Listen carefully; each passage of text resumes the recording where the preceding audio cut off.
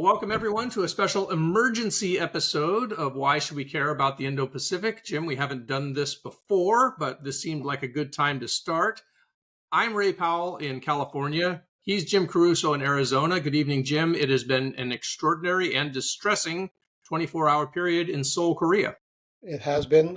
You and I have both lived through coups in various cases, but this is a situation, an important ally, a democratic ally, and frankly, it's been a little confusing. We're very happy to have General Chun be back with us to help explain it.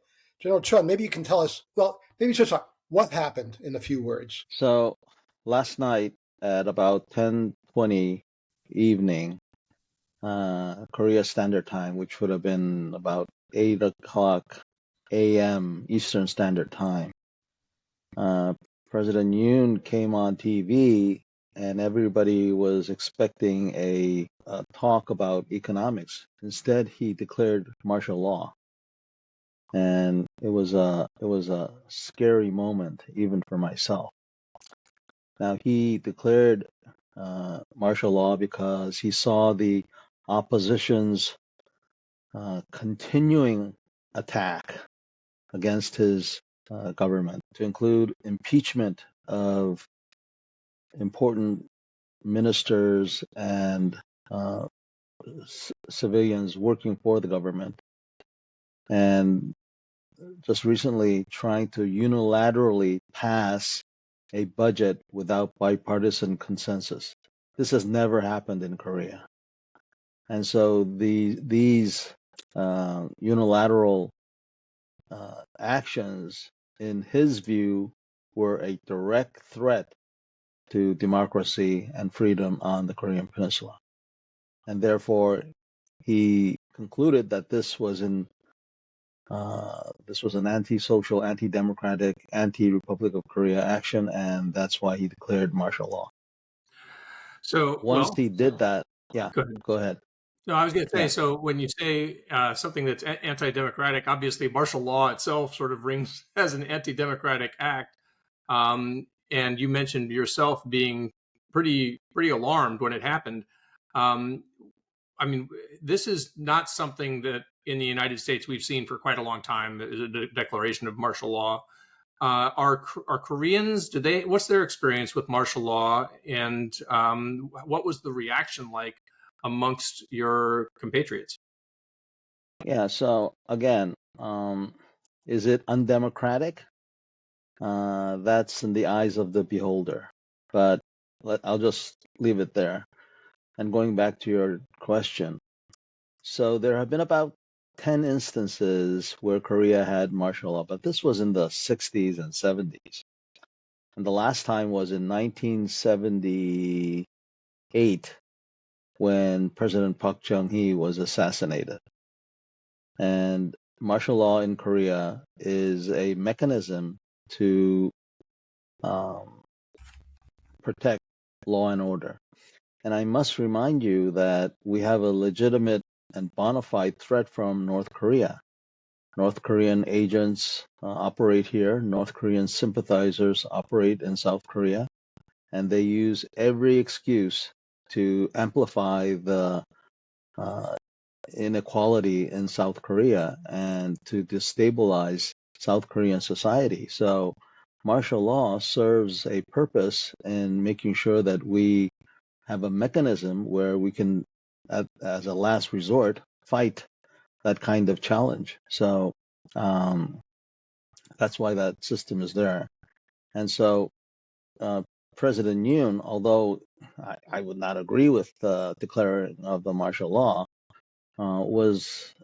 he except for a few technical things, he did conduct himself in the realm of the legality requirements of Korean law. It was amazing how quickly Parliament managed to get it together and unanimously vote against his action, vote to lift martial law.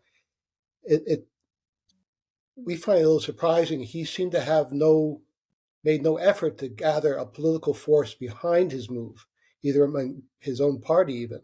What do you think happened there? So even before the opposition showed their opposition to martial law, the head of the ruling party, Mr. Han Dong-hun, made it clear that he did not agree with the declaration of the martial law and that he found that it was not the right thing to do. So off the bat, within his own party, the president was facing resistance. And I don't know how to put this, but the logical thing that the president should have done is to circumvent what we see now. He should have occupied the National Assembly and prevent the National Assembly from coming together in the first place, which he attempted, but the soldiers did not act as forcefully as they could have, which is, thank God, I think expresses the maturity of the Korean soldier. Anyway, that's one thing. And then other things like no curfew, the internet was still there so that everybody could communicate and live stream things. All the broadcasting companies were not touched. So all the things that you would do in a martial law situation were not conducted. So it's kind of it's a little bit not what you would do in a situation like this. Yeah, I'm sure reminded of a book I once read about the Enron scandal here in the United States. And it was titled "Conspiracy of Fools." And in some senses, this sort of seems like an incompetent coup d'état in a sense. Or you may disagree with the phraseology there, but I am intrigued by your discussion about the soldiers as a retired soldier yourself. Put yourself in the shoes of a military officer in the midst of this drama. I mean, what kind of pressures and what kind of guardrails are up? What guideposts do you follow if you're in the Korean Army and you're called upon to stand in the middle of this huge political contest between the president and the parliament? Yeah, so I'm not 100% sure that the soldiers or even their leadership were told why and where they were going until the last minute. So this was a really dangerous situation. These soldiers were sent there. They were told God knows what. And if any one of them, it seems there was about 100 or so at the National Assembly. If any one of them was experiencing a bad day and had a beef to grind, you can just imagine what could have happened, So they were tempered. They tried to follow orders as best they could, but they did not cross the red line that they themselves knew that must not be crossed, which is injure civilians. That's a great credit to the Korean military as a whole that they recognize their higher duty. You Yes. mentioned at the beginning the risk South Korea faces from North Korea all the time. What does this situation mean as far as what North Korea sees in the South? Are you concerned they may take additional action in this time of instability? It's a great propaganda item for the North Koreans, I can tell you that. So whatever the opposition says, whether it's right or wrong, the North Koreans will use it. Typical communist tactics, which is you take a little bit of truth, you exaggerate it as much as possible, and then at the conclusion make a big leap saying that we should kill all the right-wingers or whatever, and so it'll be a propaganda issue for the North Koreans, and the North Koreans are pretty good at it too, using propaganda. Hopefully they will not try to destabilize the Yoon administration physically, just because they think Yoon is weak. Yoon administration might be weak, but the Korean soldiers are not weak, and we have the alliance with the United States and other UN participating nations here. So that provides a degree of stability that can overcome these kind of challenges. So as I understand it, and you can please correct me on this, every parliamentarian who was able to physically enter the building, 190 of them, voted against or voted to repeal essentially martial law. And as I understand it, just from the reporting, even a simple majority would have done, but it was unanimous. And then subsequent to that, the president came out and declared himself an end to martial law. Was martial law ended effectively when the parliament declared it ended, or was it not ended effectively until the president declared it ended? It only ended when the commander-in-chief, the president, said that it was ended.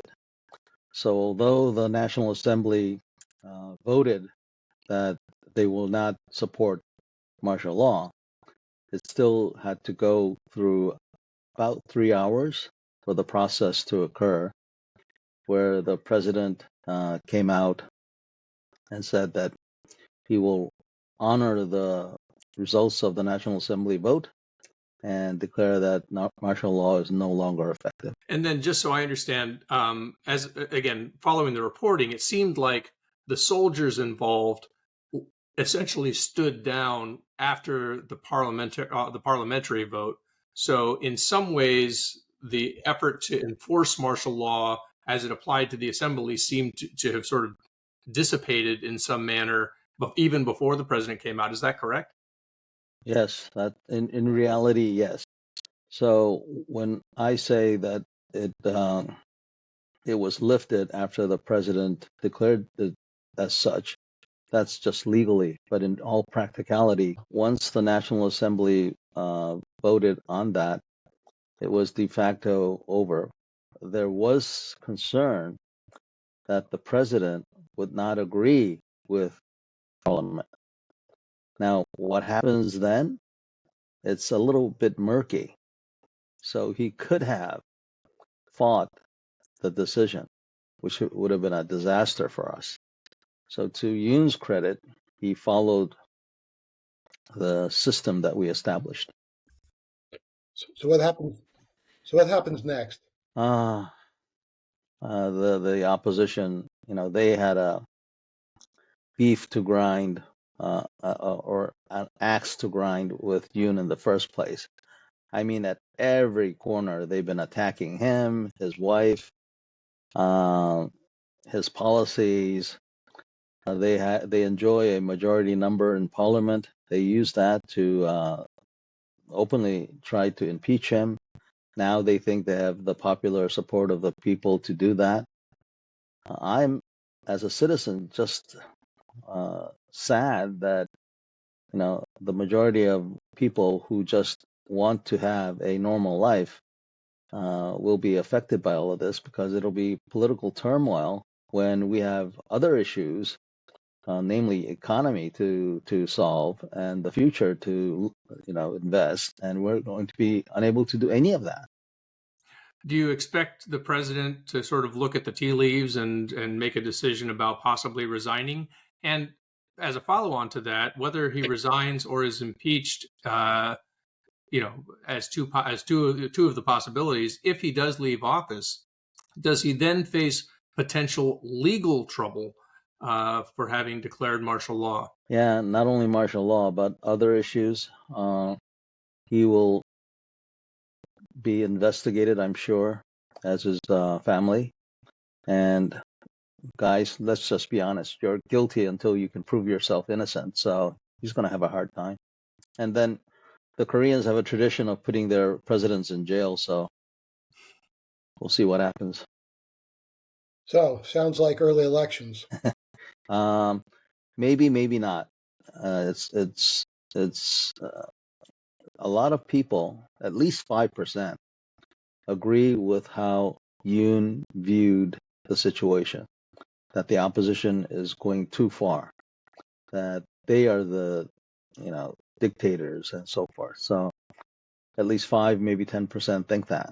So he still has that base we'll just have to see how it all plays out. Right now, the Koreans are really unhappy with what he did and a bit embarrassed by how all the events progressed. If you're going to declare martial law, I mean, do it right instead of wishy-washy. Well, let me just, so Jim brought up elections. How does the South Korean system work if the president leaves office early for whatever reason?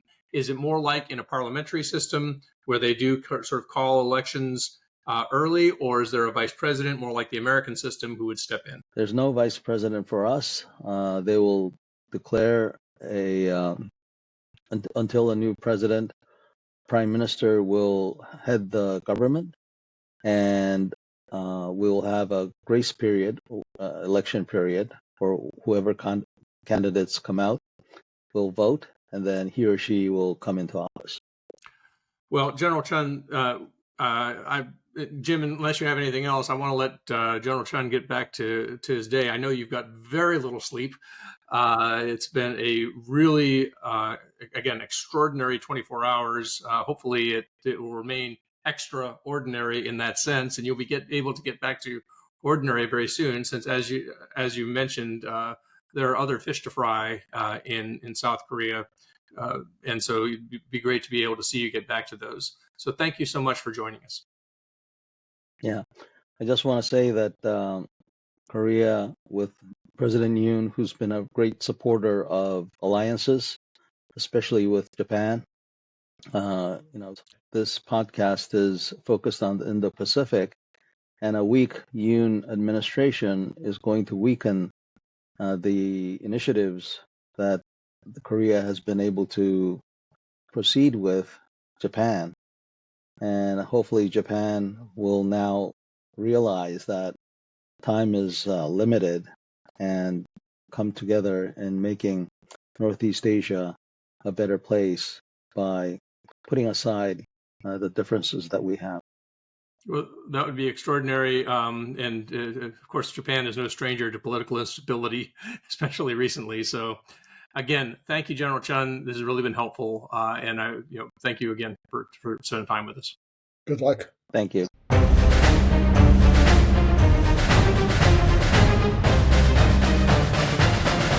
All right, Jim. Well, wow. We've both worked in some interesting circumstances. Some of them have some resemblance to this. I mean, you've been a former chief of mission, obviously in a very stable place in Australia during our time there. They had some parliamentary things that would happen, but there were nothing anything on the level of this. But you have been in places where there has been major political turmoil. What do you think the Ambassador Goldberg's life has been like the last 24 hours? Yeah, our ambassador to Republic of Korea, Phil Goldberg, is a career diplomat. Was ambassador to the Philippines and Colombia, so he knows what difficult situations look like. But he didn't get a lot of sleep last night. By all accounts, the U.S. government was totally surprised. General Chun indicated that Yoon did not alert any U.S. government official, and that was confirmed by the White House today as well.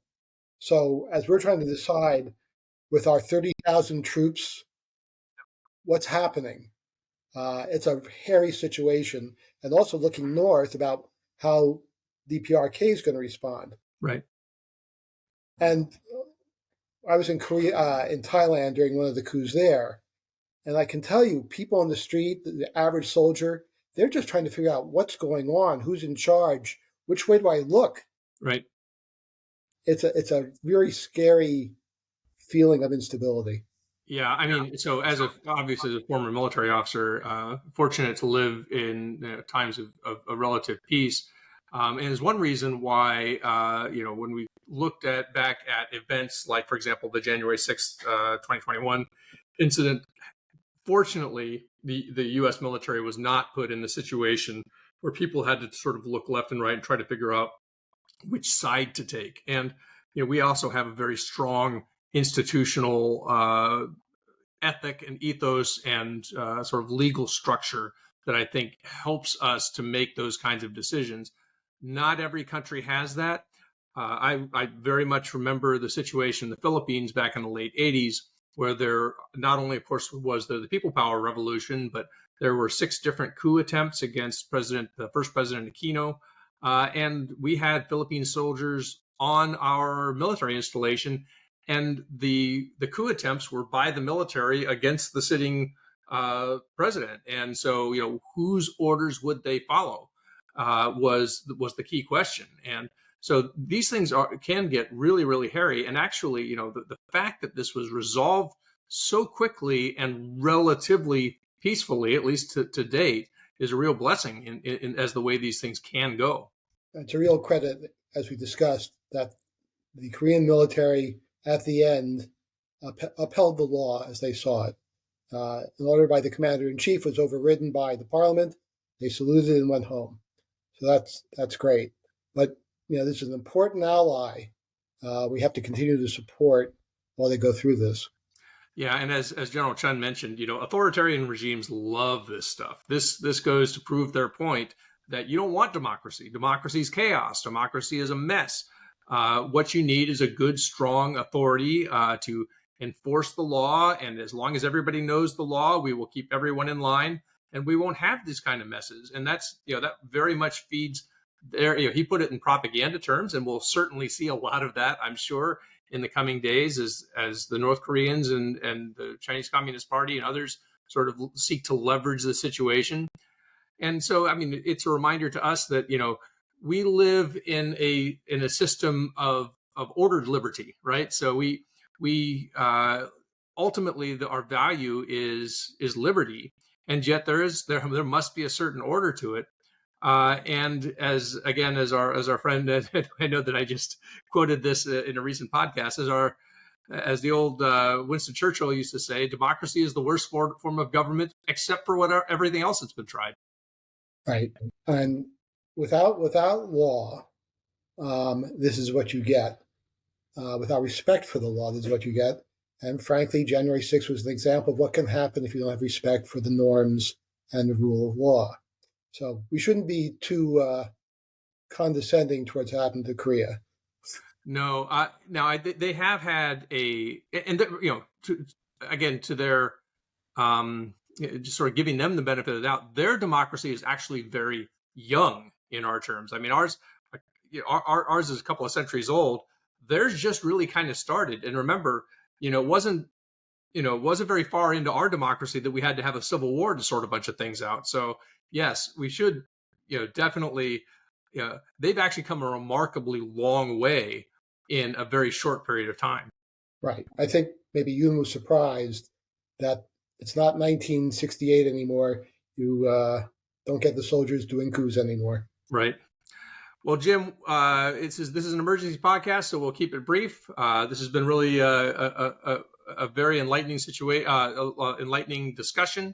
I do want to remind our listeners, if you're interested in General Chun, we haven't had a chance to have our guests back up until now, but this is a time when we did have a guest back. So he was the star of episode 34, where we talked about North Korea's military cooperation with Russia. So if you liked hearing from General Chun, you can go back and listen to episode 34. Of course, follow us on X at Indo-Pacific Podcast, or on YouTube at youtube.com @IP Podcast. Of course, if you're getting this on your feed, please give us a like or a subscribe.